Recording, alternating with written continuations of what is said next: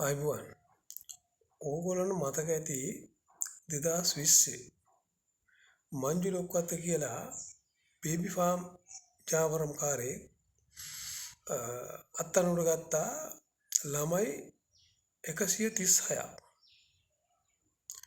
අවයව වලට විවිධ රටවලට විකුණලා ඒ විකුණුවේ සමහර ගාමන්ට්ස් ඒ වගේ ආශ්‍රිත අනියම් සම්බන්ධකම් ඇති කරගත්තු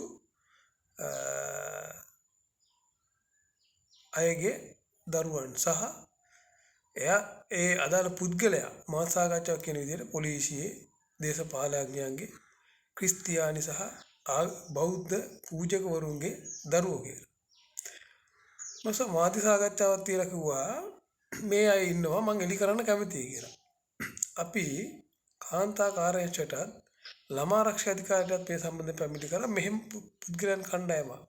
කියන්නේ දරුවෙක් අලෙවි කිරීමට ලබා දීමත් වර්ධි කටයුත්තක් නේ. මේ සම්බන්ධව පැමිණිලි කරලා දෙනවා මේ වෙනකන් දැන් ජනාධිපතිතුරු 3 දෙනෙක්. යටතේ මේ නඩුව තාම ඇදෙනවා. තාමත් මේ පුද්ගලයා නිදැල්ලේ ඉන්නවා. සමහර ආරංචි මාර්ග තියෙනවා මේ අහපව මේ බිස්නස් එක හොරෙන් කරා යනවා කියලා. මොකද ඒ හිටපු බේස් එක නැති වෙලා නැහැ. අදටත් ඒ වෙනුවෙන් පෙනීන කොටසක් ඉන්නවා. මේ මිනිස්සයා එළියට ඇවිල්ලා සාකච්ඡාවේ කියනවා කාන්තා කාර්යාංශයේ නිලධාරීනුත් එයාගේ පැත්තට ඉන්නේ කියලා. මේවට අපි පැමිණිලි කරාම මේ වෙනකන් ඒ අදාළ නිශ්චිත සාක්ෂිකාරයන්වත් කැඳවලා නැහැ. අපි ඉල්ලීම් කරලා තියෙනවා. ඊට අමතරව ඔහු වෙනුවෙන් පෙනී ඉන්න කොටසක් ඔහුගේ මුදල් මත සමාජ මාධ්‍යවල සැරසෙනවා. මඩ ගහනවා. ඒ වගේ අපිට නවත්තන්න පුළුවන් කමක් නැහැ. හැබැයි දැන් මෙයා කියනවා මාතලේ දිස්ත්‍රික්කයේ ජවිපේ නායකයෙක්ගේ සහෝදරයෙක් උක්වත්ත කියලා. එතකොට මේ වර්තමාන ආණ්ඩුව හැම එකක්ම නෛතිකව කරනවා කියලා මේක විතරක් ඇදගෙන යන්නේ ඇයි? දරුවන්ට මේ ආණ්ඩුව කැමති නැද්ද? යන විදිහට දැන් ආසන්නතම සිද්ධිය තමයි අපි එදා කිව්වා මේ ළමයි විනාශ වෙනවා කියලා. දැන් කුඩා දරුවෙක් ඝාතනය කරලා මේ මෑතකදී මේ ඒ දරුවා මරපු දෙමාපියන්ට මරණීය දඬුවම දුන්නා.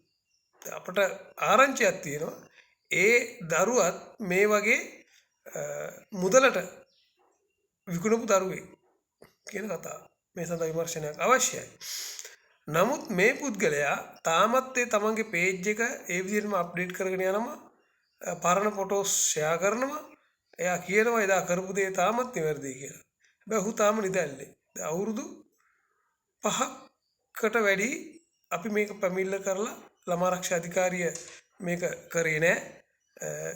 මොන බලපෑම් හින්දාද දන්නේ නැහැ. කාන්තා කාර්යාංශයත් අමාරුවෙන් ඇදගෙන යනවා. සමහර සාක්ෂිකාරණ ඒ අදාළ ළමා ආරක්ෂා කාන්තා කාර්යාංශයෙම බලපෑම් කරමින්. ඒ හින්දා මේ රටේ නීති ස්ථාපිත කරන්න කියලා නීති ස්ථාපිත කරන්න ආපු වර්තමාන ජනාධිපතිගෙන් අපි ඉල්ලීමක් කරනවා.